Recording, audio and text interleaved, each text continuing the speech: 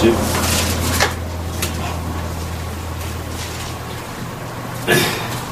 한번 보시면 예레미야서에서 가장 중요한 그 포인트 장은 31장입니다. 31장 31절, 이게 좀 외우기도 좀 쉽죠. 31장 31절, 언약에 대한 확증. 이제 이사야서에서는 하나님의 주권에 대한 그 거대한 하나님의 통치 역사에 대해서 강력하게 소개하면서 결국 그 하나님의 통치와 다스림에 모든 나라와 이스라엘 백성의 흥망성쇠가 달려있다는 것. 그 이제 하나님의 통치 역사가 장차 한 아기를 통해서 그 아기가 태어나고 그 아기가 고난받는 종으로, 그 이제 이사야서는 53장 고난의 종이다라고 하는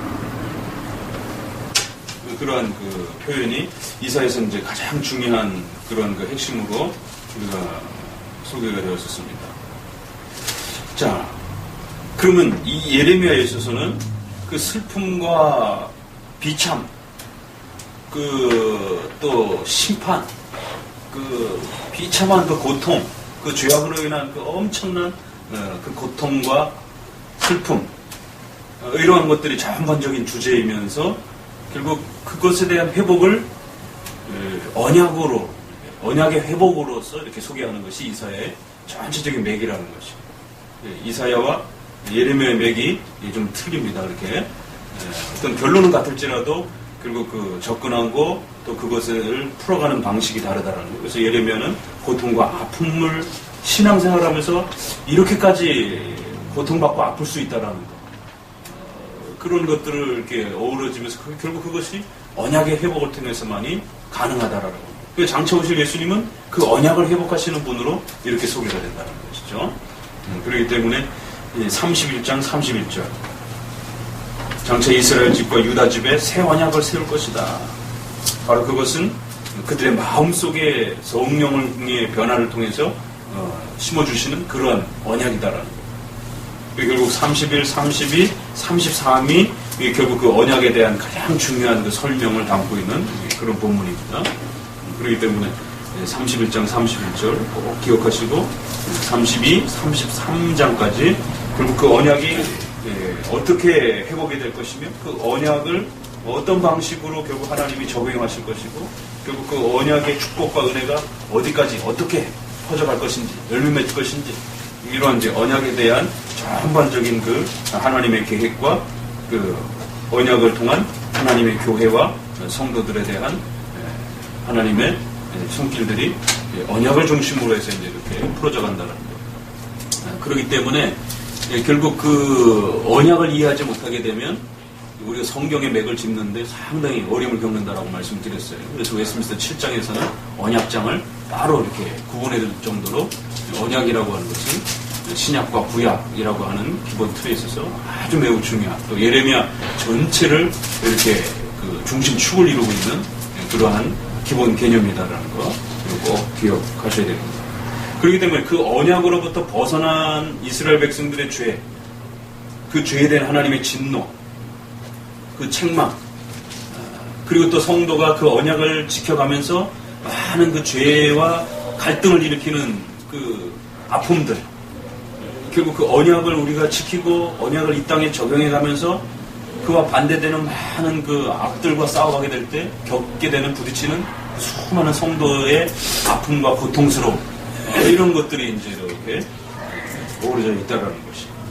그렇기 때문에 우리가 사실 이런 예레미야를 또 욥기서를 이렇게 읽으면 사실 기복주의 신앙으로 흐르기가 참 쉽지 않습니다. 어떻게 성경에 이런 부분을 읽으면서 어떻게 기복주의로 흐를 수 있겠느냐. 그냥 그 신앙의 어떤 그 자신의 지조를 지키다가 그냥 그 슬픔 속에서 죽어가는 거지. 거기에는 뭐 어떤 육신적인, 물질적인 어떤 2배, 3배의 어떤 그 새로운 회복과 어떤 이런 부분들이 아니다라는 거죠. 그리고 그 신앙의 그 가치와 지조가 과연 그의 생명을 대신할 수 있는가? 충분히 그럴 수 있다. 이러면서 그냥 끝나버리는 거죠. 그리고 이제 예레미야도 그것 때문에 결국 마지막에는 돌에 맞아서 이제 숨을 거두는데, 자, 그러면서 이제 34장에 다시 돌아와서, 본격적으로 돌아와서, 경고가 또 쏟아지죠. 자, 이게 시간차 순으로 기록되어 있지 않기 때문에 여러 왕들이 막 뒤섞여서 소개가 됩니다. 그러니까 주제별로 선지자가 이렇게 쫙 그 이야기를 이렇게 엮어놨기 때문에 시간 순서대로 되어 있지 않다는 거 조심하셔야 돼요. 그래서 실제적으로 연결될 내용은 저 뒤에가 있기도 하고 또 이렇게 중간중간에 여러 번의 왕들이 새로 반복이 되면서 겹쳐지기도 하고 그렇기 때문에 그런 부분들을 잘 주의하시면서 읽어야 됩니다. 특별히 네 왕, 요시아의 아들, 처음에 요아스, 그 다음에 예레미야, 에스겔에서는 항상 중요한 그 왕들을 좀 기억하셔야 됩니다. 네, 마지막 끝부분에 네 왕, 요시아의 아들 네 명, 요아스와 그 다음에 여호야김, 엘리야김이라고도 하는 여호야김, 여호야김의 아들인 여호야긴, 그리고 다시 원래 요시아 아들로 돌아와서 마지막 시드기야. 이건 이제 그 조카 한 명 여호야긴 하나 있고 나머지는 다 셋 형제지간의 요시아의 아들이죠. 자, 이제 본격적으로 마지막 그 멸망의 이제 내용으로 치닫습니다. 그래서 이제 시드기야 왕에 대한 이제 그런 경고가 주어지는 것을 보게 됩니다. 바벨론 왕 느부갓네살 그 모든 그 군대와 그 통치하고 있는 땅의 모든 나라와 모든 백성 예루살렘도 그 모든 성읍을 칠 때 결국 그 3차 침입으로 인해서 거의 586년에 멸망이 됐으니까 거의 임박해 있는 587년이나 8년 정도, 1, 2년 전을 이렇게 임박해서 결국 이제 이렇게 소개가 됩니다. 내가 이제 너에게 이렇게 얘기한다. 그러면서 그 가장 중요한 내용이 뭡니까? 8절에 보니까 시드기야 왕이 예루살렘에 있는 모든 백성과 언약하고 자유를 선언한 후에 여호와의 말씀이 임했다 이렇게 하는 거예요. 그러니까 백성들과 어떤 언약을 맺고 난 다음에 일이 터졌다는 거예요. 그 언약은 곧 각기 히브리 남녀 노비를 놓아 자유케 하고 그 동족 유다인으로 종을 삼지 못하게 한지라. 이게 희년에 대한 문제. 7년, 6년 동안 일하고 1년 동안 7년째 풀어주는. 그래서 이제 이스라엘 백성들이 이제 특수적으로 어떤 그 돈의 채무 때문에 노예적 어떤 일을 할 때는 반드시 희년을 기점으로 안식년을 기점으로 해서 그 계산을 치르죠. 그렇기 때문에 1차 년도에 만약에 노비가 되었다라면 이제 더 많은 돈에 대한 부분이 발생이 되고 6년째 노비가 발생이 됐다라면 적은 돈만 주고도 또 이렇게 그 노비의 생활들을 이렇게 또 활용을 하게 되는. 왜냐면은 노동력이 1년밖에 쓰질 못하니까. 그러나 그 초창기에 계약을 맺게 되면 6년 동안치 연봉을 줘야 되는 어떤 이런 그 금액이 늘어나게 되죠. 그래서 7년 때는 전부 이제 이렇게 그 자유롭게 해주는 이런 그 원리가 있었죠. 그런데 기근이 이제 마지막 때 기근이 너무 많이 닥쳐가지고 자인들 이제 그 많은 사람들이 노예 활동들을 하게 되는데 그런 부분에서 이제 안식년을 어기고 더 과도하게 이제 노동을 시키는 이제 이런 일들이 발생이 된 거죠. 이제 그거를 선언해 준 거예요. 자유를 선언해 준 거예요. 그랬더니만 노비를 자유케 하고 다시 있는 종을 삼지 말라 함을 듣고 순복하여 놓았더니 11절 같이 읽어봅니다. 후에 그들의 뜻이 변하여 자유케 하였던 노비를 끌어다가 다시 복종시켜 노비를 삼았더라. 그러니까 시드기야 왕의 이런 그 정치적 행위가 과연 어떤 의도가 있었을까요? 왜 나라가 위기에 처해있고 더 심각해지고 재정적으로도 심각해지는데 왜 노비를 해방시켜줬을까요? 오히려 더 과도하게 세금을 걷어서 군비를 확장하고 전쟁 준비를 해야 될 이 판국에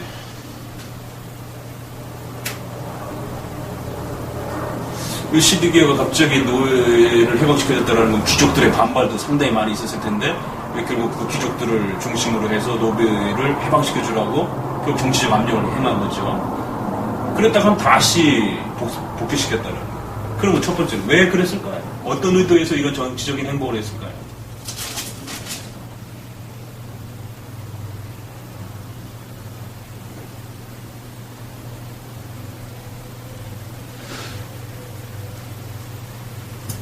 한번 생각나는 거 있으시면 한번 대답해 보세요. 뭔가 1절을 보니까 멸망 임박 직전이었다 이렇게 이제 배경을 잡고 있는 것이에요.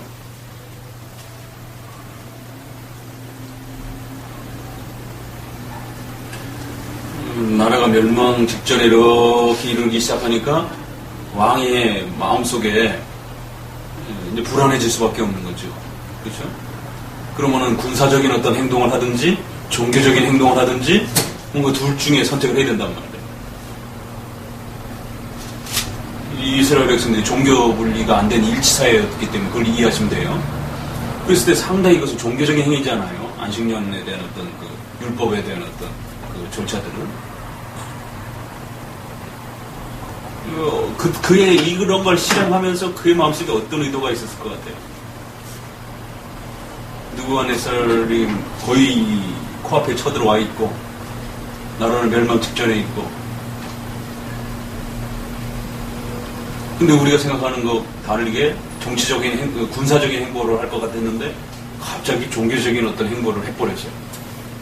그러다가 그게 여의치 않아 버리니까 다시 그냥 복귀시켰단 말이에요. 그러나 왜 그 일을 시도를 했겠는가? 그러니까 우리가 성경을 읽으면서 이렇게 역사적 배경을 먼저 이해하고 앞뒤 문맥을 또 문자를 잘 그 단어의 뜻이 무엇인지를 살피면서 결국 그 의도를 이렇게 찾아내는 것이 그런 하나의 교리, 하나의 신학적 주제를 그게 성경에 이제 품어진 숨은 뜻이다라는 것이죠. 그러니까 그런 내용은 결국 오늘 우리 시대에도 하나님 앞에 선 인간이 얼마든지 그렇게 행동할 수 있는, 답습할 수 있는 여지들이 충분히 있다라는 것이. 그걸 이렇게 대변해서 보여주는 것이죠. 우리 주사님 사업하시는 입장에서 생각해보고 사업이 갑자기 자금이 어려졌다. 여기저기서 막 부도날 위기 직전에 있다. 그럴 때 사람들은 주로 어떻게 행동하냐라는 것이죠. 돈을 구하기도 하지만 종교적인 행동을 하기도 한단 말이에요. 착한 일 하는 거죠. 어떤 의도에서 그랬습니까? 종교적인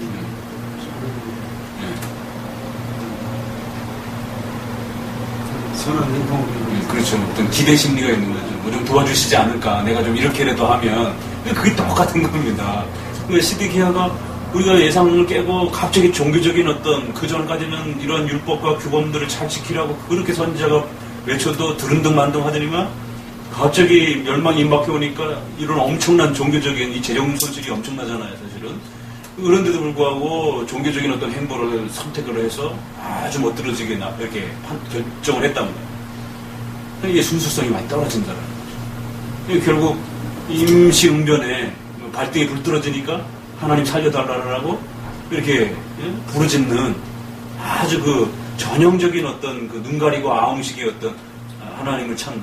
그러니까 마음은 전혀 바뀌지 않았으면서 이렇게라도 해보면 뭐 하나님이 좀 도와주시지 않을까. 왜? 이스라엘 백성들은 종교국가였기 때문에 과거에 선조들의 경험들을 통해서 이런 일들이 참 많이 있었거든요. 그러니까 혹시라도 나도 이렇게 해보면 하나님이 도와주시지 않을까. 그러나 그 선조들의 역사 속에서는 하나님 앞에 마음이 진실했으니까 그 하나님의 역사가 일어났던 거지 마음은 전혀 어떤 상관없는데 어떤 상황 때문에 이렇게라도 하면 어떤 게 변화가 있지 않을까. 이러한 어떤 다급함은 오늘 우리 시대도 어떤 일이 임박해지면 전형적으로 나타나는 이제 그런 어떤 신앙인들의 현대 교인들의 어떤 그런 자세들입니다. 그러니까 하나님을 경외하고 하나님을 주인으로서 늘 그분의 뜻을 찾으며 살고 이러면서 이렇게 뭔가 하나님께 도움을 기대하고 이런 게 아니라 이렇게 평상시엔 전혀 하나님과 상관없이 살다가 뭔가 이렇게 위기에 딱 닥치게 되면 뭐 어떻게 종교적인 어떤 행위를 통해서라도 뭔가 하나님의 도움을 통하여 그 위기를 벗어나고 싶어 하는. 그러니까 결국 그 위기가 문제지 하나님과의 관계가 문제는 아니라. 그러니까 이게 신앙이 겉으로 봤을 때는 비슷해요. 열심히 나와서 기도하고 뭐 예배드리고 뭐 헌금하고 그렇지만 그 자세와 태도를 우리가 잘 헤아려야 됩니다. 우리 자신도 그럴 수도 있고. 그러니까 이제 그렇게 했지만 막상 해보니까 별반 차이가 없거든요. 그러니까 아니나 다를까 그냥 에이 이거 뭐 완전히 그냥 오히려 경제적인 손해만 났구나 그래서 다시 그냥 번복해버려요. 그러니까 이제 그런 행위가 하나님 보시기에 얼마나 속보이는 짓인지 우리 크리스천이 참 속보이는 짓을 많이 해요, 하나님하고. 모를 것 같다라고 하지만 자기 자신이 알고 하나님이 아는 거예요. 좀 낯뜨거울 때가 있는 그러나 자기 자신만 알고 다른 사람들은 몰라도 하나님하고 본인만 아는 거예요. 그러니까 이제 13절 이하에 다시 막 책망하면서 언약에 대한 문제. 그러니까 이제 예레미야는 전반적으로 그 언약에 대한 문제라는 걸 우리가 살피면서 그 언약이 종교적인 언약이 되면서도 역시 그게 삶의 전반적인 영역에 우리가 지난번 설교에 들었던 것처럼 언약이 전반적으로 이렇게 퍼져 있다는 것을 이해할 필요가 있다는 거예요. 그런 언약들을 우리가 소홀히 하게 될 때 그런 삶의 태도는 종교적인 언약에 대한 불성실로도 이렇게 이어진다는 거예요. 그러니까 종교적인 언약에 충성된 그런 성실함의 모습들은 일반 생활에서의 어떤 언약적 성실함으로 이어진다는 것이. 우리 시편 찬송에 오늘 참 재밌는 표현이 있었죠. 악인은 빌리고도 갚지도 않는 자이며. 이게 참 우리가 일상생활에 그런 경우도 얼마나 많답니까? 악의적으로도 그렇지만 몰라서 이렇게 잊어먹기도 하고 그런 경우도 발생이 되고요. 자, 그러면서 이제 내 앞에 언약을 세웠거늘 15절에 16절에 너희가 뜻을 변하여 내 이름을 더럽히고, 그럼 그런 행위들은 결국 하나님의 이름을 욕되이는 그런 것으로서 연결이 된다라고. 그러니까 좀 우리가 이런 가치관을 가질 필요가 있어요. 그러니까 3계명이 바로 그런 부분들입니다. 그러니까 특별히 종교적인 이러한 그 신앙의 중요한 도구들 있잖아요. 그러니까 그런 것들 우리가 소홀히 여기고 막 우습게 생각하고 막 취급하는 것들이 하나님의 이름을, 하나님의 명예를 이렇게 손상시키는 것이다라고 하는 그런 가치관이 별로 없어요. 그러다 보니까 교회 안에서는 조금 점잖은데 교회 바깥에만 나가면 어떤 종교적인 농담, 특별히 우리 크리스천들이 참 일반 농담하기 어렵다 보니까 종교적인 농담을 많이 하는데 참 조심해야 돼요. 차라리 좀 이렇게 언어적 유희라든가 그런 어떤 가벼운, 인신을 공격하지 않는 그런 어떤 가벼운 어떤 농담은 괜찮을지라도 차라리 그런 쪽으로 우리가 이렇게 같이 이렇게 위트 있게 좀 이렇게 농담을 하는 게 낫지, 종교적 농담을 한단 말이에요. 종교적 농담들 어떤 거 있는지 아시죠?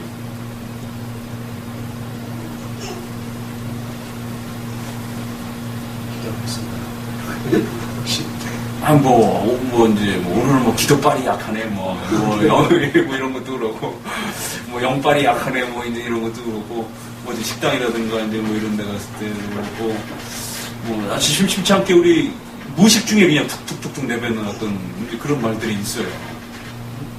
특별히 이제,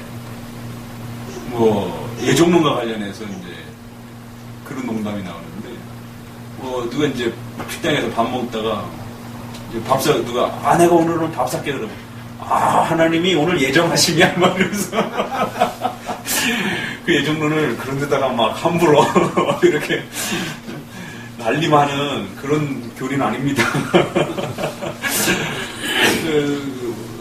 그런 농담들을 한다고요, 실제적으로. 생각 없이 그냥 툭툭 나오는 게, 그런 어떤 우리 생활의 전반적인 부분들이 이렇게 하나님의 이름이 자칫 잘못하면 이렇게 굉장히 그게 손상받을 수 있다라고 하는, 이렇게 연결되어 있다라는 생각을 잘 못해요. 그저 하나님은 이게 교회 안에서만 이렇게 내가 조심하면 된다라고 생각합니다.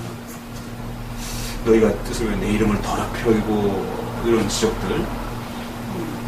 그러므로 나 여호와 일어나 너희가 나를 듣지 아니하고 그러면서 이웃에게 그런 악행들을 행한다. 18절에 송아지를 둘에 쪼개고 그 둘 사이로 지나 내 앞에 언약을 세우고 그 말을 실행치 아니할 내 언약을 범하는 너희를. 그 언약, 고대사에서는 짐승을 쪼개고 그 위로 이렇게 서로 왔다 갔다 합니다. 왜냐면 언약을 깨면 이렇게 죽을 것이다라고 하는 그런 상징적인 의미가 이렇게 있습니다. 그래서 아브라함과 하나님이 언약을 창세기에 세우실 때도 짐승을 이렇게 쪼개놓고 그리고 이제 거기서 하나님이 거기에 이렇게 임하셔서 이렇게 언약을 맺어주시는, 장차 400년 후에 너희 자손이 일어날 것이다. 그런데 이제 거기 새는 쪼개지 않고 목을 비틀어 놨거든요. 그랬더니만 이제 어떤 설교에 그러더라고요. 결국 아브라함의 그 후손이 400년 동안 노예살이를 한 이 엄청난 그 비참함을 겪었다라는 거예요. 결국 그 이유는 아브라함 때문이라는 거예요. 그러니까 우리가 전통적으로 생각했던 아브라함은 믿음의 조상. 그 아브라함의 그 순종과 이런 것으로 인한 훌륭한 그런 어떤 믿음의 규범의 어떤 자리. 이런 게 기본적 개념이란 말이에요.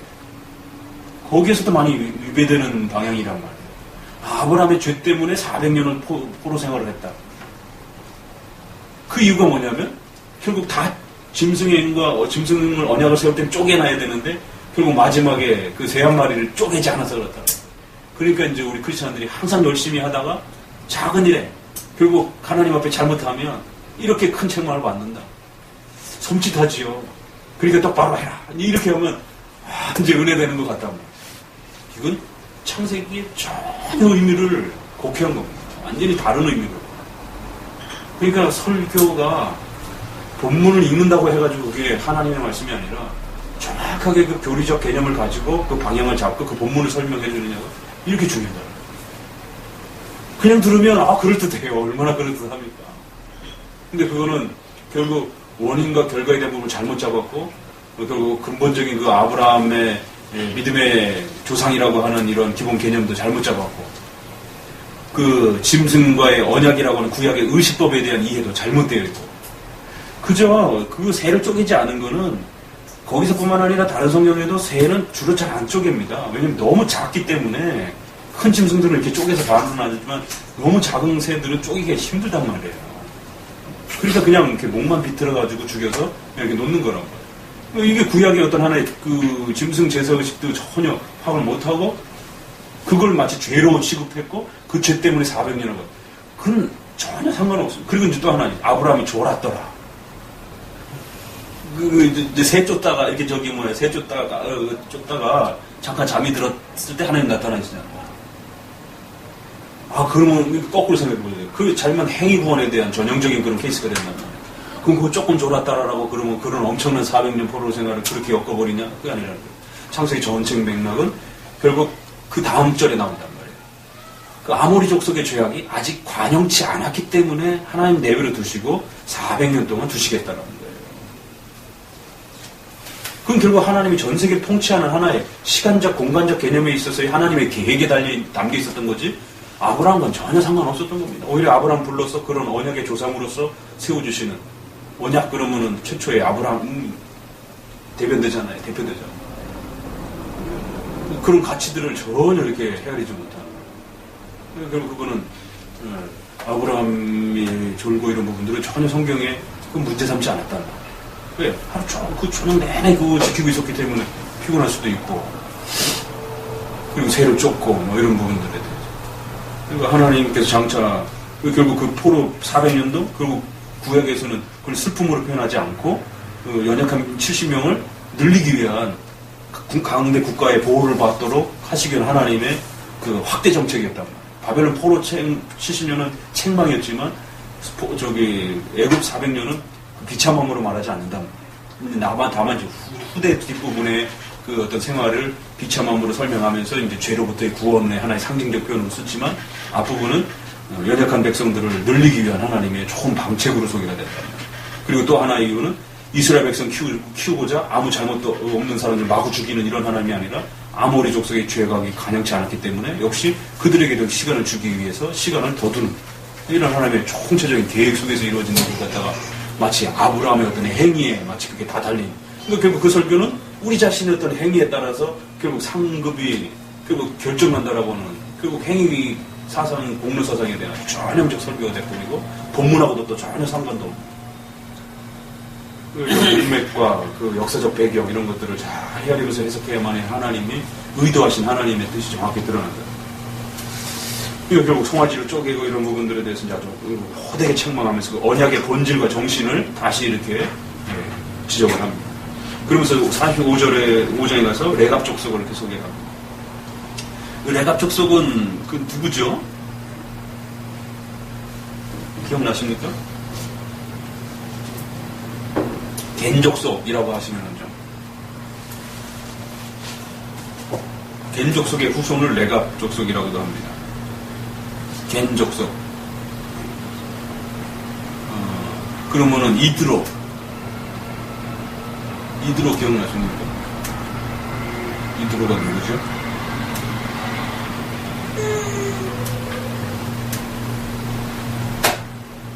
자꾸 기억해내셔야 돼요. 성경에 이런 중요한 인물들, 중요한 사건들. 모세의 장인.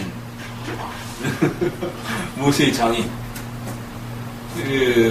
그 모세의 베두인 족속이라 그러면서 결국에는 이제 겐 족속이다라고 이렇게 그 이드로 계통의 이드로의 가문 이제 전부 그들의 부족을 겐 족속이라고 하고 그들의 후손 중에 레갑을 또 표현해서 레갑 족속이다라고 하고 그 레갑의 아들 선조 요나답이 이렇게 이르기를 포도주 좀 먹지 말고 집도 짓지 말고 이렇게 떠돌면서 이렇게 살아라 이런 명령을 했다라는 것이 그것이 하나의 약속이었다라는 것이 왜 이런 약속을 했겠는가? 결국 그들은 문화의 어떤 정체성을 잃어버릴까봐 왜냐면 이렇게 유목민족 형태를 취하고 살았기 때문에 그 자신들의 고유한 그 문화적 정서와 이런 것들 잃어버릴까봐 결국 후손들에게 이런 부분들을 아주 신신당부시켰단 말이에요. 그러니까 이렇게 선조들의 이러한 그 약속조차도 소중하게 여기거늘 이스라엘 백성들은 도대체 뭐냐 이렇게 이제 그 언약에 대한 신실성과 관련해서 모세가 들어올 때 그 이드로가 그 자기 아들을 이렇게 같이 살도록 이렇게 하면서 그리고 가나안 땅에서 같이 이렇게 곁들여 산단 말이에요. 그럴 때 이러한 그 겐족 속의 이러한 그 후손들의 신실성을 좀 보라는 거지. 자기 가문의 하나의 문화를 지키기 위해서도 이런 신실성이 있는데 어떻게 너희는 하나님과 이 어마어마한 약속을 해놓고도 이럴 수가 있겠느냐. 이건 너무 무분별한 짓이다라고 하면서 결국 이렇게 대조를 시켜버리는 한 예로 이렇게 레갑 족속에 이제 잠깐 소개가 되면서 결국 14절에 내가 너희에게 말하고 부지런히 말하여도 너희는 나를 듣지 아니하고 나도 내 종 모든 선지자를 너희에게 보내고 또 부지런히 보내며 이런 표현이 참 많죠. 부지런히 보내고 또 보내고 또 보내고 이런 하나님의 그런 열심 하나님께서 얼마나 지극정성으로 그들에게 선지자를 보내고 그들이 깨달음을 얻을 수 있도록 많은 기회를 제공했었던가. 자, 그래서 언약에 대한 부분이 한 부분 소개가 되고 이제 36장에 가서는 이제 또 바뀌어서 여호야김 4년에 그러니까 앞으로 좀 더 거슬러 올라간 것이죠. 그걸 두루마리 책에다 이렇게 기록해가지고 그걸 이제 낭독하도록 했어요. 그렇기 때문에 이제 그 중요한 사람들이 11절에 사반의 손자요 그말의 아들 미가야가 그 책에 있는 여호와의 말씀을 다 듣고 이제 방백과 이런 사람들 듣고 너무 놀란 거예요. 그래도 어찌됐든 백성 중에 하나님의 말씀에 대해서 귀담아 듣고 마음에 찔리는 이런 사람들이 있었다는 게 참 다행이죠. 그 듣고 그것을 이제 가지고 가서는 이제 왕에게 그걸 이제 소개하는 이런 장면이 나오죠. 그런데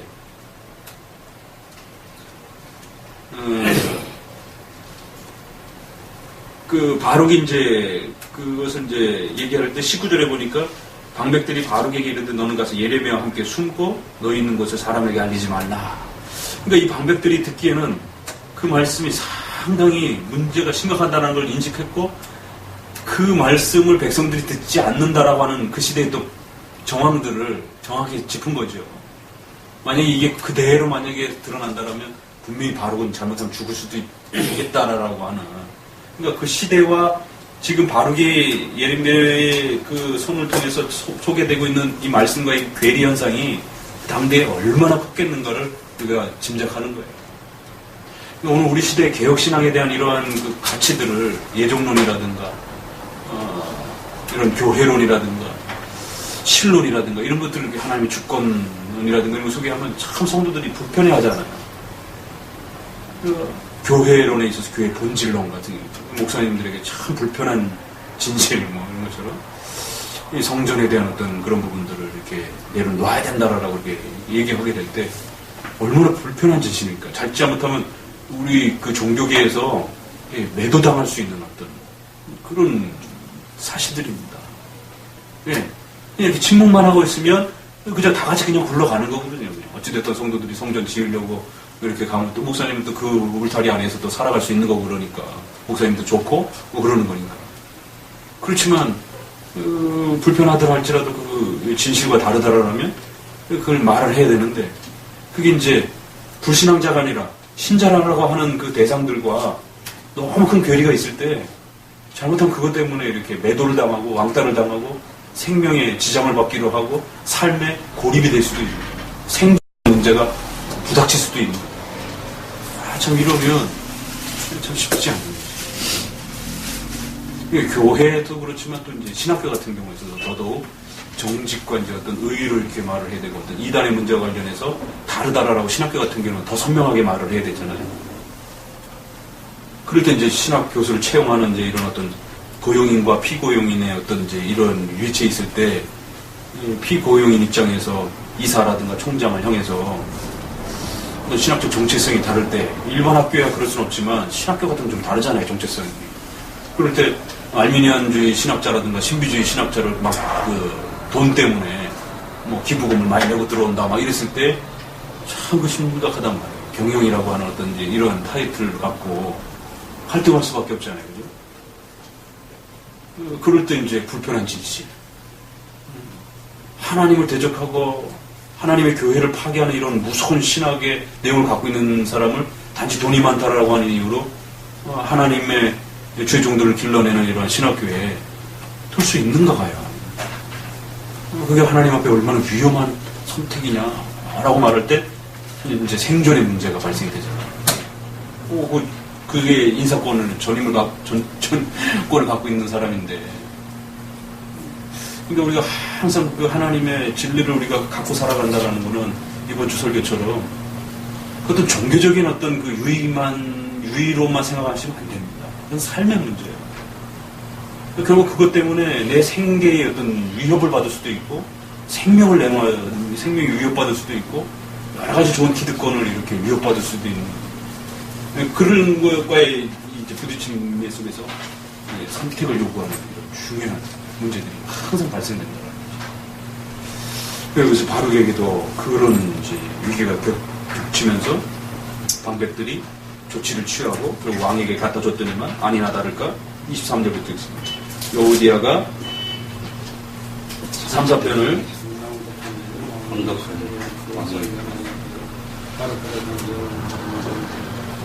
왕과 그 신하들이 모든 말을 듣고 두려워하거나 옷을 찢지 아니었고 블레아가 그 말에다가 함께 두루 말을 사르지 말기를 광고해도 왕이 듣지 아니었어. 결국에는 바룩과 예상대로 잡으라 했더니만 결국 여호와께서 그들을 숨기셨다. 생각해 보세요. 어떻게 성경을 그렇게 듣고서는 갈기갈기 찢어가지고 불태울 수 있는가? 불신자도 잘 그렇게 하진 않거든요. 불신자도 아주 악독한 사람 빼놓고는 여러분 형제 중에 여러분 교회 갔다 왔다고 해갖고 성경책 보는 앞에서 빡빡빡 찍고 그런 사람이 있습니까? 드물단 말이에요. 근데 지금 우리가 보고 있는 건 이스라엘의 그 엄청난 특권을 갖고 있는 왕이라고 하는 그 신분을 갖고 있는 사람이 자신의 그 신분을 이용해서 그런 그 선지자의 말이 기록된 성경을 아무렇지도 않게 그냥 칼로 찔러 짜게서 불태워버리는, 하면 듣기 불편하니까.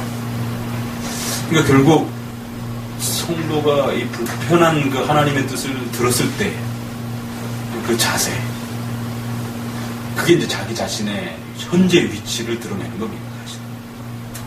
좋은 얘기만 자꾸 좋아하는 수준이라면 아직도 여전히 어린아이와 같은 그런 수준에 있는 것이고, 때로는 목사님을 통해서 설교 말씀을 통해서 불편한 어떤 내용이 이렇게 들려질 때 그것조차도 참 귀하게 내게 이렇게 들려지고, 그걸 자기가 잘 이렇게 마음속에서 숙고하고 그 의미들을 참 조심하고 주의하면서 자신 안에 이렇게 정리하려고 할 어떤 자리를 지킨다면 굉장히 많이 성숙해 있는 거죠.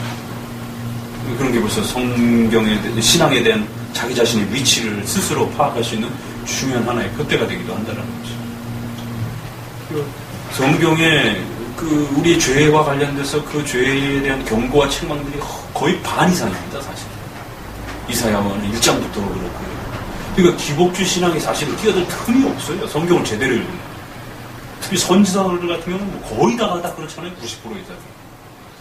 근데 어떻게 이걸 읽고 맨날 좋은 얘기만 하고 황수관 박사처럼 그냥 신바람 나는 복음이라느니, 복음 그 자체는 구원의 소식이기 때문에 좋은 소식이지만 그 복음을 들고 가는 우리 삶의 형편은 그렇게 신바람 나지 않습니다. 항상 울어야 되고 견뎌내야 되고 그러니까 요한계시록에 눈물로 뿌리는 자들은 기쁨으로 단을 거두리고 그때 가서 하나님 눈물을 씻어줄 것이다라고 이렇게 미래적 종말적 사건으로 눈물을 닦아줄 사건은 나중적 사건으로 이렇게 소개가 된단 말이에요. 우리 선조들도 그래왔고 결국 그 말씀을 우리가 들고 이 땅에 살아가는 자리가 얼마나 혹독하고 어려움을 견뎌내야 되는 그 자리인지를 안다라면 어떻게 이렇게 쉽게 성도들에게 교회 다니는 것이 복음을 믿는 것이 신바람 나는 그런 생활이다라고 이렇게 말할 수 있겠는가. 참 쉬운 게 아니거든요. 자, 그런 부분들 보면서 성도가 어떻게 이렇게 자기에게 그 말씀이 불편하다고 해서 아주 이렇게 노골적으로 그 불편함을 이렇게 표출시킬 수 있겠는가. 결국 칼빈을 제네바에서 나갔다가 칼빈이 3년 만에 돌아오는데 그를 적극적으로 데리고 온 결국 그 시의원 중에 한 사람이 나중에는 결국 칼빈에게 권징을 받으니까 결국 칼빈을 이제 대적하는 가장 대표적인 반대파로 돌변해버리는 술집과 관련된 이제 이런 그 상권을 갖고 있었거든요. 그래서 칼빈이 그 정리하라고 그랬더니만 이제 몇 차례 경우가 있어서도 그 사업을 정리하지 않아서 권직을 했더니만 이제 그리고 오히려 칼빈이 적이 돼버리는 오히려 칼빈을 처음에는 가장 적극적으로 측근해서 칼빈을 스트라스부르크에서 모셔왔던 사람인데 나중에 적이 돼버려서 우리가 그런 역사를 이렇게 잊지 말아야 된다. 진짜 우리 자신의 자리를 지키지 않으면 이렇게 그 엘리야님의 이런 행동과 태도가 얼마나 그 섬뜩한 그런 자세인가를 보게 됩니다. 그러면서 또 이제 또 시드기야로 37장에 넘어갑니다.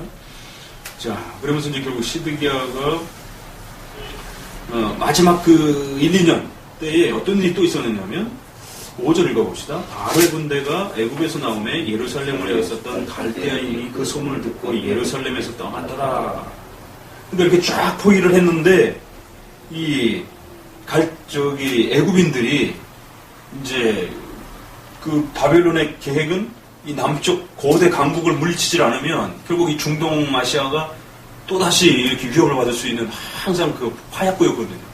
그러니까 아무리 저쪽 북쪽 그 중앙아시아 쪽을 다 점령했다 할지라도 애굽은 항상 전통적 강대국이었기 때문에 이 나라를 정리하지 않고서는 항상 문제가 된단 말이에요. 그러니까 그 다 점령하고 마지막 이제 전쟁 노선은 애굽으로 설정을 한 거예요. 거기에 이제 이스라엘이 껴 있는 거고. 이제 이렇게 쳐내려오는 중에 결국 이스라엘이 걸려 있는데 포로 이제 직전에 이렇게 있는데 애굽이 군사를 정비해가지고 기다린 게 아니라 치고 올라온 거란 말이에요.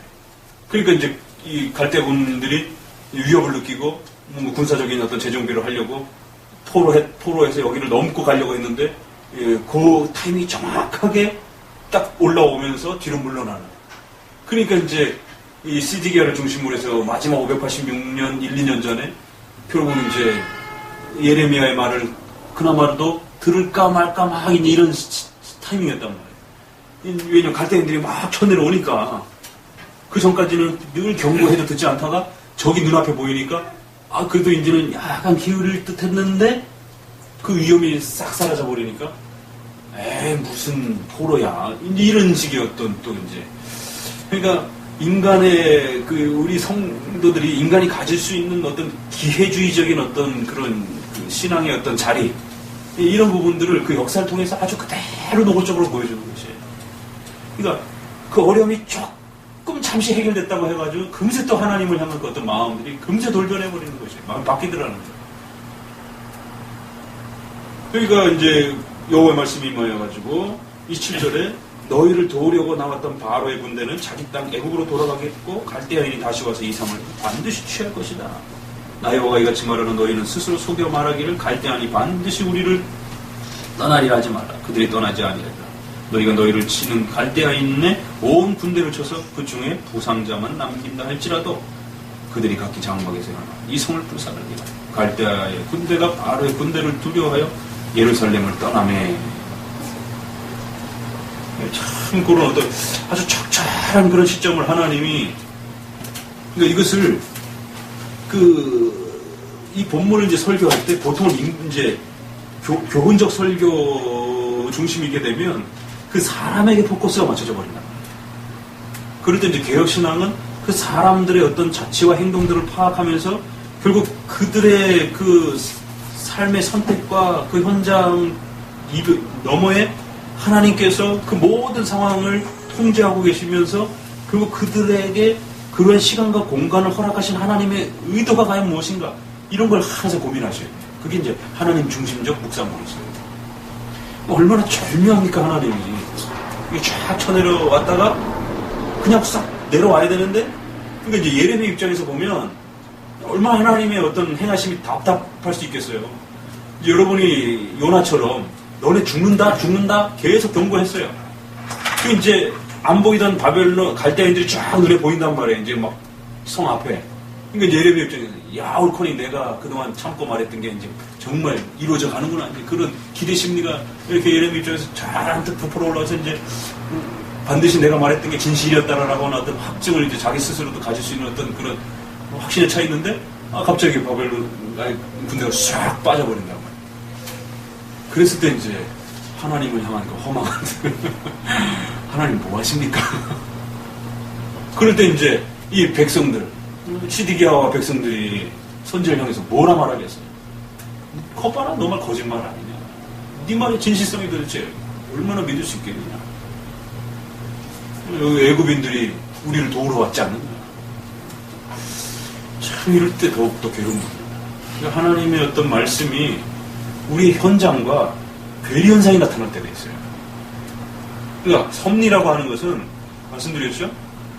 그러니까 욥기서는 섭리사상을 이해를 못한 그 오해를 다루고 있는 겁니다.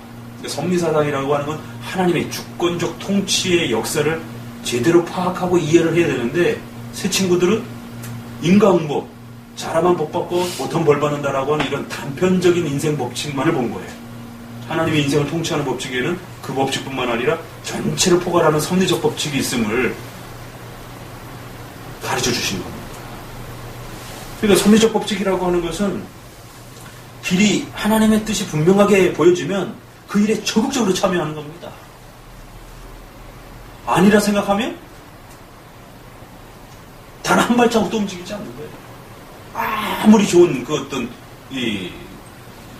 이득이 열매가 눈에 보여도 과연 그걸 여러분 잘 하실 수 있겠느냐.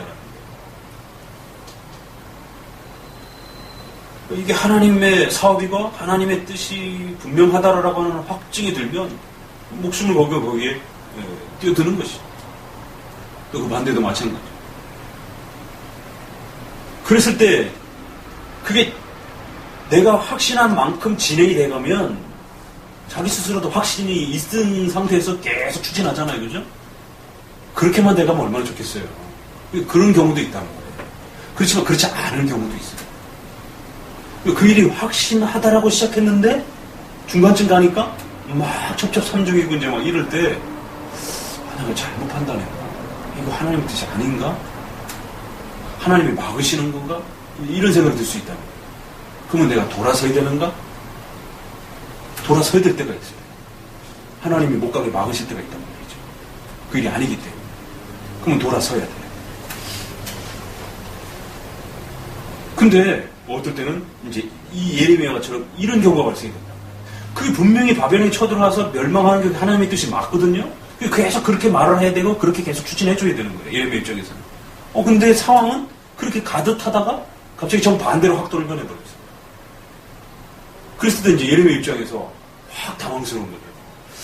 내가 잘못 들었나? 그럼 멸망하지 않을 것이다 라고 말을 해야 되는 거죠. 그럴 때 이제 여러분의 판단, 가야 되나? 막 돌이켜야 되는 거예요. 그러니까 하나님이 계속 그 상황과 정황을 내가 처음에 확신했던 그 내용이 맞다라고 하는 그 상황과 정황들이 계속 열려질 때가 있어요. 그럼 그냥 가시면 돼요. 아니다라고 딱 판단 들었을 때 계속 막혀요. 그러면 당연히 안 가면 되는 거예요. 안 움직이면 되는 거예요. 그런데 이게 가다가 막혀버렸을 때 가야 하는 길이면 뚫고 가셔야 됩니다. 그러니까 예레미야 같은 거. 뚫고 가야 되는 거예요. 하나님도 상황이 물러졌어요. 아닌 것처럼. 백성들은 더 반발해. 그래도 뚫고 가셔야 돼요. 그게 섭리사상이라는 거예요. 그러니까 신비주의자들은 그런 당혹스러움이 발생이 되면 생각하지 않고 그냥 단편적으로 생각하고 단편적으로 보고 결정하는 거예요. 자기 인생에 대해서. 그럼 뭔가 또 사인을 기대하고 어떤 종교적인 어떤 사인이 이렇게 저렇게 느끼는 데 따라서 또 선택을 하고 그 결과가 이제 잘 될 수도 있고 못 될 수도 있는 엄청난 파급 효과가 나타난다. 잘 되면 문제가 없지만 못 됐을 때 엄청난 그 열매들을 결국 본인이 감당하는 거죠. 그러나 이제 성도 입장에서 이렇게 하나님도 물러나시고 백성들도 원망하고 이랬을 때 하나님의 뜻인 그걸 뚫고 가야 된다.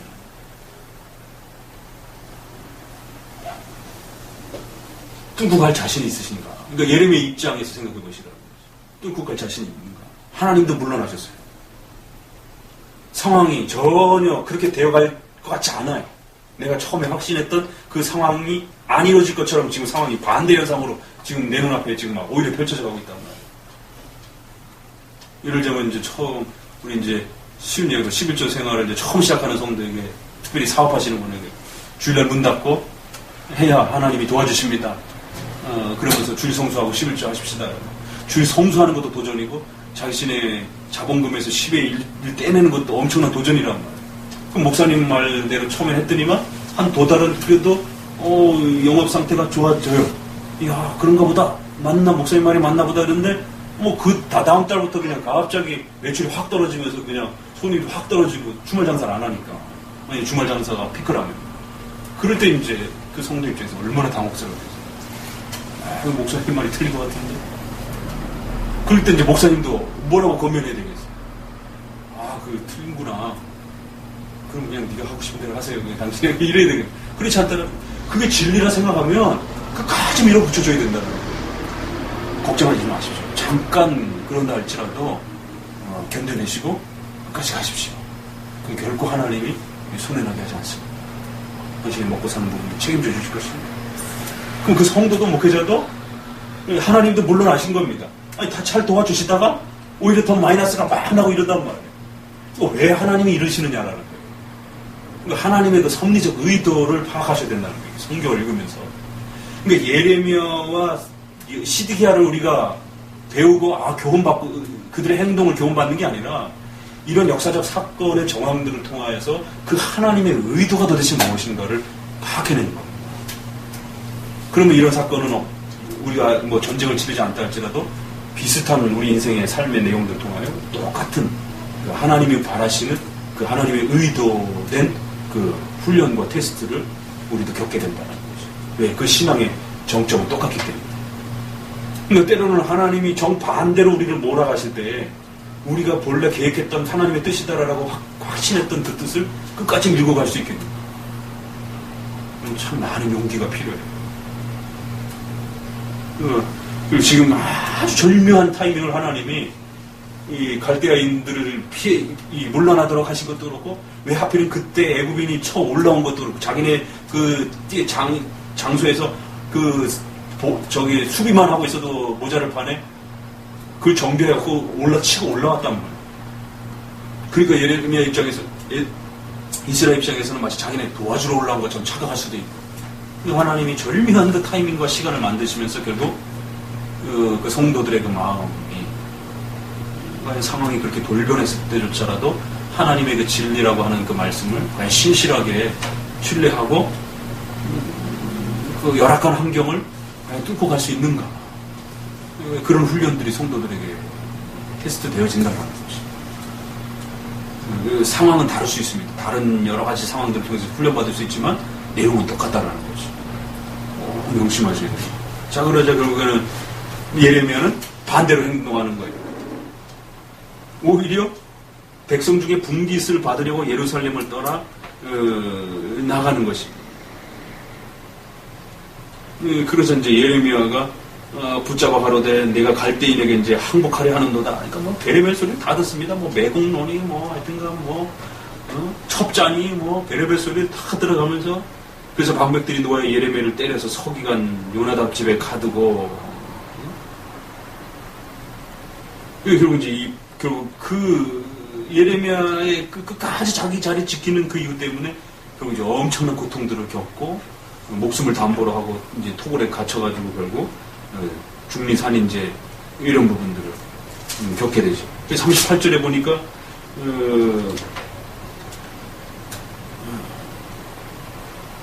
이성이 이제 머무르 자는 칼과 기근과 연병으로 죽을 것이다. 갈대아에게 항복하는 자는 살 것이다. 이게 계속 같은 주제잖아요, 그렇죠?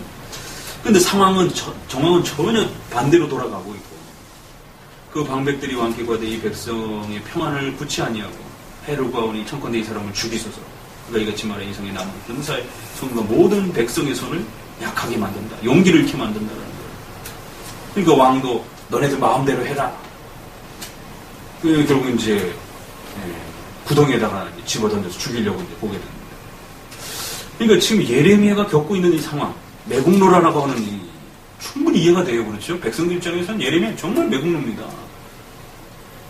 군대 장관들 입장에서 봐도 그렇고, 용기를 줘서 지금 어떻게든지 나라의 독립을 위해서 싸워야 되는 어떤 이런 판국에 예레미야는 전혀 반대로 지금 행보를 하고 있고, 다행히 에벤멜렉이라고 하는 사람이 이제 결국에는 왕을 설득시켜서 이제 이렇게 살려주기도 하죠. 그래서 가까스로 이제 결국 살아나기도 합니다. 자, 그러면서 조금만 더 읽고 지금 요 부분 38장 좀 표시를 해놓으세요. 이게 굉장히 많이 생각해야 되는 장면입니다. 이런 그 갈등을 과연 우리가 어떻게 이해할 수 있겠는가? 자, 그러면서 39장에 넘어오게 되면 결국 이제 우리가 앞전에서 보았던 것처럼 마지막 장면 나오죠. 시드기야 목전에서 6절에 보면은 전부 아들을 쳐 죽이고 눈을 빼고 결국 이제 예언이 성취되는 것이 실제적으로. 그러니까 잠시 1, 2년은 오히려 예레미야의 말이 그 틀렸던 것처럼 보였지만 그래서 예레미야는 감옥에 갇히고 죽기 직전에 가 있고 오히려 맹로라고 왕따 당하고 모든 코너로 몰렸어요. 그리고는 상황은 오히려 애굽의 도움을 통해서 갈대인들은 물러가고 회복되는 듯 보였지만 결국 이제 1, 2년 만에 상황이 역전돼서 결국 엄청난 징계와 이제 채찍이 임하는 것이죠. 그리고 나서는 이제 바벨론의 시대장인 느부사라단이 40장에 보니까 결국 예레미야가 그렇게 바벨론을 도우라라고 했던 그 얘기를 듣고 이제 예레미야에게 전폭적인 그 자유를 이제 허락해 줍니다. 그런데 이제 여기서도 보니까 다 잡아가고 난 다음에 그 이제 잔존해 있던 사람들이 이제 그다랴를 이제 세우죠. 그 바벨론 왕이 왕족 계통의 사람이 아닌 이제 그다랴를 임시 왕으로 세워놨어요. 그랬더니만 13절에 보니 가레아의 아들 요하난과 들어있던 군대 장관들이 이제 3, 3, 5 이렇게 모여가지고는 이렇게 이제 여기서 이제 갈등의 모습이 보여집니다.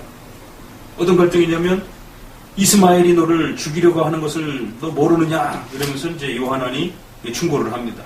이스마엘은 그 본문은 대략 그 다윗 집안 계통의 이제 왕족 계통의 집안인 걸 알게 돼요. 그래서 이스마엘이 아주 불쾌한 거죠. 왜?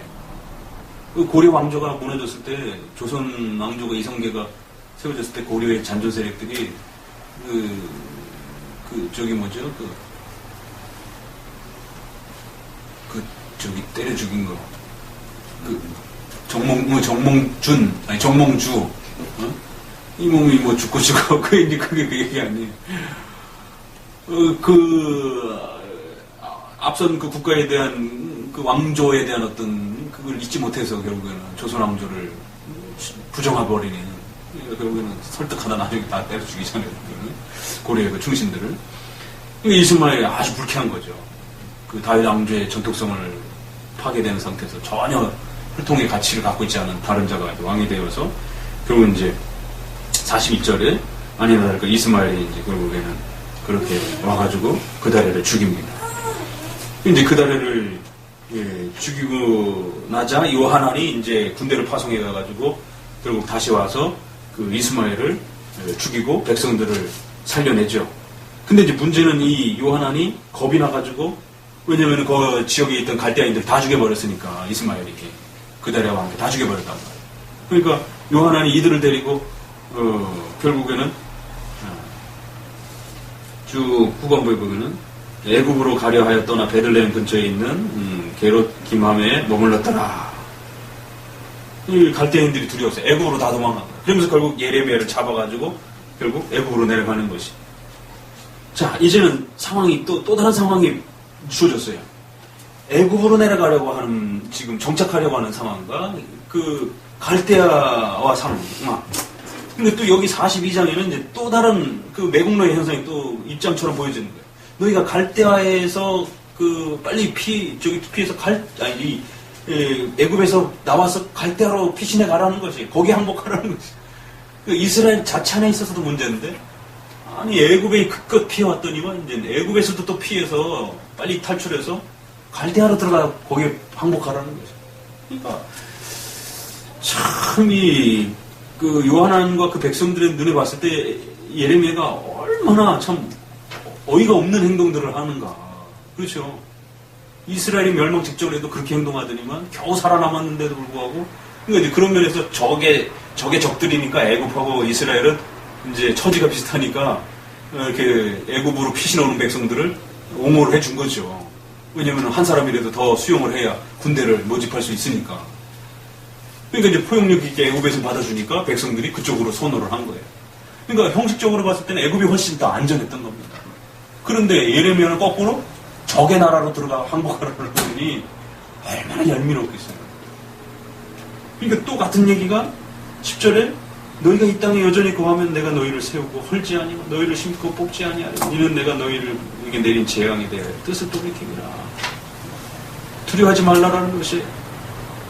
그러나 만약 너희가 14절에 42장 우리는 전쟁도 보지 아니하며 나팔 소리도 들리지 아니하며 식물의 핍절도 당하지 아니하며 애굽 땅으로 결단코 들어가리라 하면 잘못되리라. 그러면은 반드시 칼이 쫓아갈 것이고 칼이 안 쫓아가면 기근이 닥쳤으라도 너희가 죽을 것이라고 아주 어미의 경과. 그러자 이제 43장으로 넘어가가지고요. 보니까 다 결국에는 그래도 듣지 않고 내려가는 거예요.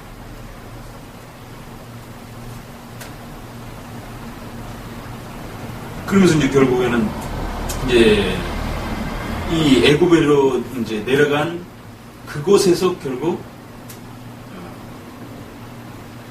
예레미야가 백성들의 분노에 돌에 맞아 죽는 이제 그런 모습이 여기는 안 나와 있어요.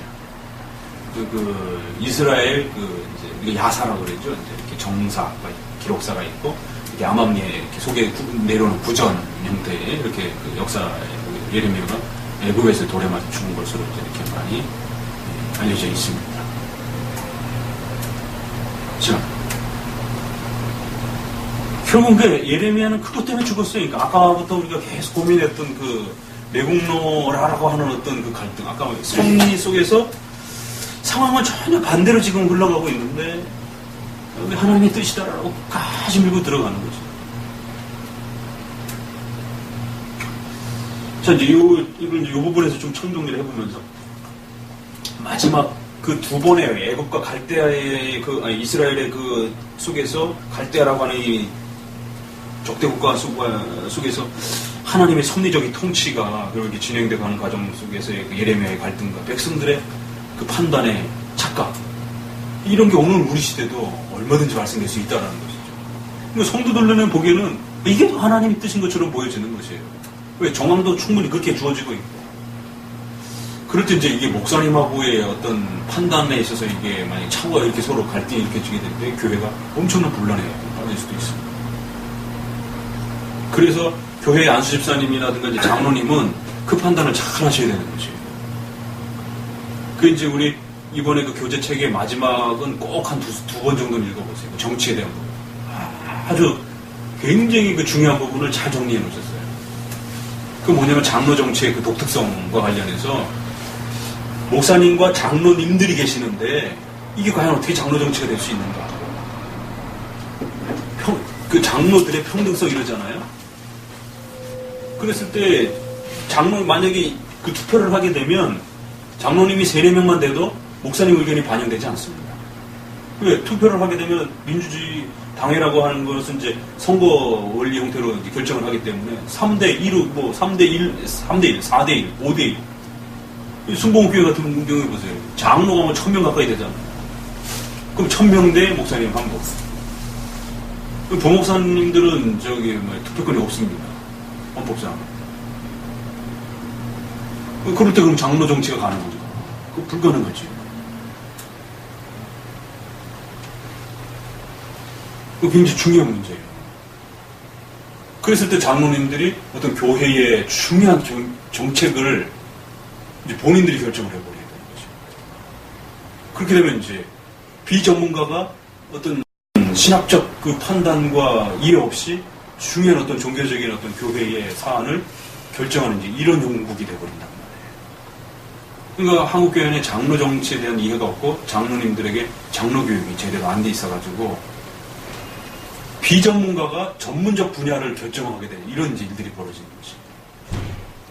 그렇게 되면 이제 하나님의 섭리적 그 역사와 이 흐름에 있어서 엄청난 이제 실수를 하게 되는 거죠.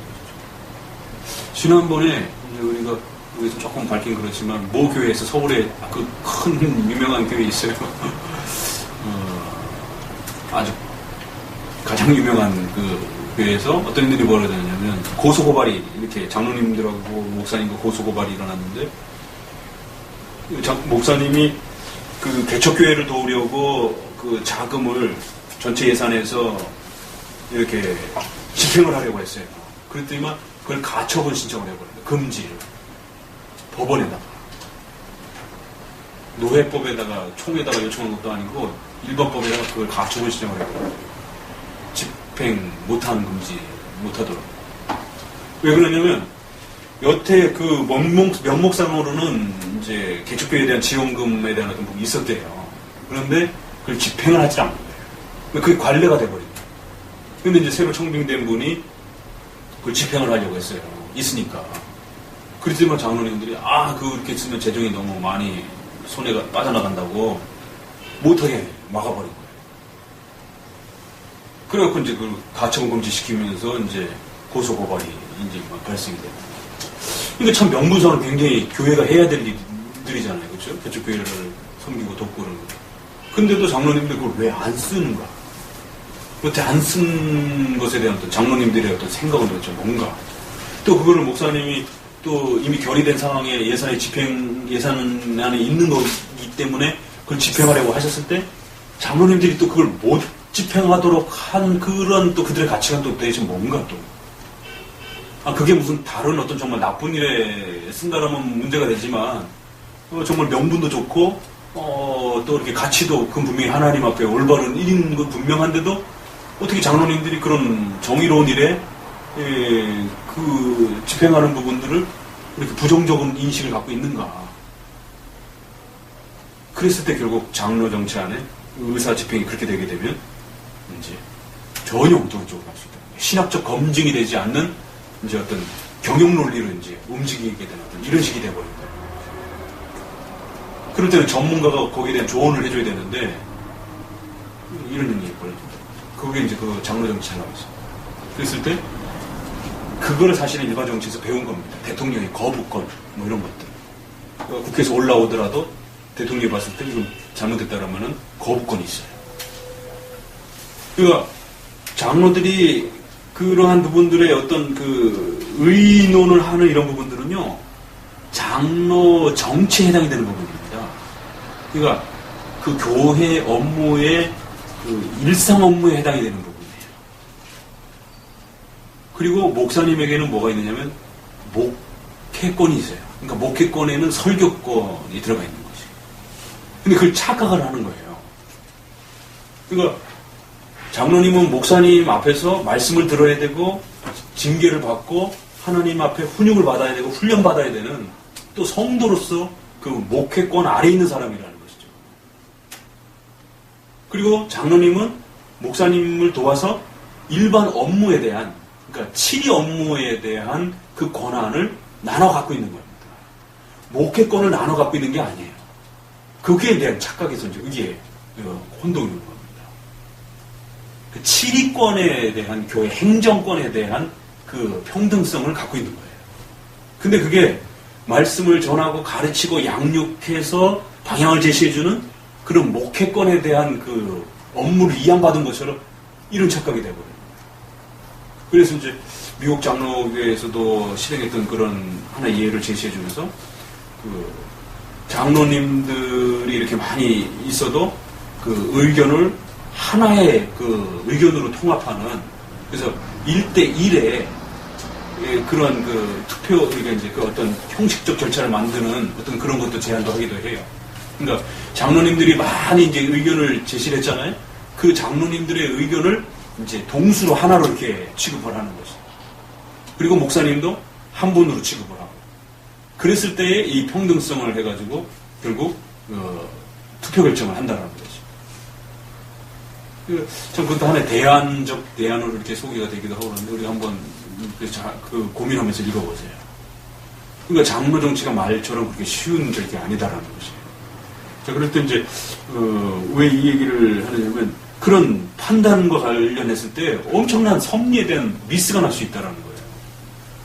자, 여기 이제 집에 신문에 일반 신문에 일간지에 난 건데 오려놓은 게 있는데 못 갖고 와서 교회 신문에도 이게 나왔어요. 지금 기독당 지금 만들려고 이제 저희 교단에 계신 정광훈 목사라고 하는 분이 이제 추진하고 있는데 그래갖고 그 호텔에서도 한번 모여가지고 집회를 했는데 여기서도 뭐라 그랬냐면 민주당은 빨갱이가 너무 많다고 이렇게 말을 했어요. 여기서 그냥 막 그때만 이제 민주당 좋아하시는 이제 목사님들이 막 일어나서 욕을 하고 이제 막 싸우고 이제 저희 같이 스타디 공부하는 김영구 목사님 갔다 오셔가지고 그 얘기를 하시더라고요. 그러더라고 막 싸우고 막 그랬다고.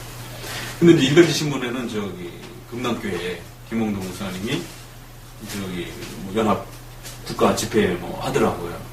그래갖고 그 기도 제목을 보니까 이제 공산당 이제 이렇게 얘기를 하면서 공산당은 사탄이다 막 이러면서 이제 이런 쪽으로. 그리고 이제 그 내용이 있는데 그러면서 지금 이 집회와 내용이 결국 사탄을 몰아내는 그 얘기 곧 선거를 의식하고 있는 거죠. 그러니까 민주당은 결국 빨갱이는 사탄이다. 이제 이런 연역적인 논리가 이제 이렇게 가는 것이에요. 굉장히 위험한 발언입니다. 이런 사고도 그렇고 판단도 그렇고. 그러면서 이런 말씀을 그대로 끌고 온단 말이에요. 그러니까 예레미야가 겪었던 이제 이런 상황들을 갈대아를 누구로 보고 애굽을 누구로 보고 이제 이렇게 보는 거죠. 적용해놓고 결국 미국에 우리가 도움을 받아야 된다. 친미적인 어떤 친바벨론적인 바벨론을 미국으로 보는 겁니다. 친바벨론적으로 이렇게 가야 우리가 살 길이다. 중국과 북한은 결국 사탄이다라고. 그리고 그걸 대변하고 있는 민주당은 빨갱이다라고 이렇게 빨갱이가 곧 사탄이다. 이게 맞는 논리인데 실제적으로 그런 소리들이 많이 나옵니다. 이 예레미야가 국가 문제를 다루고 있죠. 지난번 목사님이 그 지적 한번 했죠. 그럼 과연 예레미야의 이런 언행들이 가능한가 봐요. 오늘 시대에. 국가가 아니면서. 개인도 그렇고 목사님도 그렇고 이런 행보를 할 수 있는가. 나라가 위기에 처했는데 항복하고 근데 친일 여러 일제시대 때 살고 계시다는 생각하면 됩니다. 일본에 우리가 합방되는 것이 하나님의 뜻이고 그게 복이다라고 말할 수 있는다. 귀장 중심으로 해서 예전 다 그렇게 했던 거고 사실은 신사참배 같이 참여했던 모든 목사님들이 그런 활동을 한 거거든요. 이런 예레미야를 인용하면서 국가 간에 상당히 문제가 있는 사고 발생입니다. 어떻게 생각하세요? 저번에 약간 힌트를 좀 드리긴 했었는데 어떻게 생각하세요? 이게 굉장히 아주 난해한 부분이기 때문에 그래요. 예레미야의 이 행동이 굉장히 난해하기 때문에 내면을 충분히 숙고해서 적용을 하지 않고 형식적인 것만 이렇게 딱딱딱 대입을 시켜가지고는 성경에 있으니까 이렇든 이렇게 해갖고 가능할까요, 그게?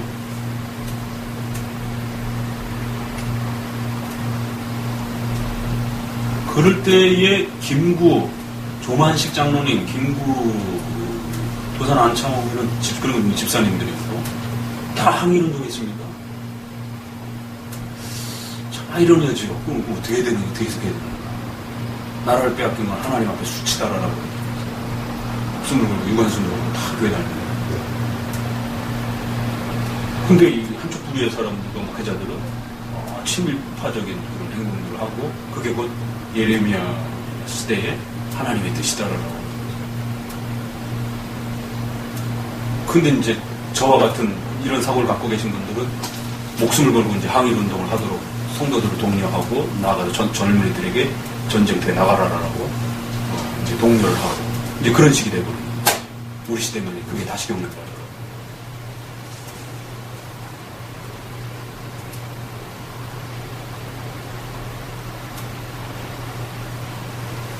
요거 굉장히 중요한 거예요. 이거 숙제입니다. 요거 생각해 보셔갖고 다음 주에 가능한가 아닌가, 가능하다면 어떤 이유에서, 가능하지 않다면 어떤 이유에서 이걸 이 논리를 잘 정리하셔야 됩니다. 그랬을 때 그러면 예레미야의 이게 이런 정황과 상황에 처하게 하신 하나님의 의도는 도대체 무엇인가?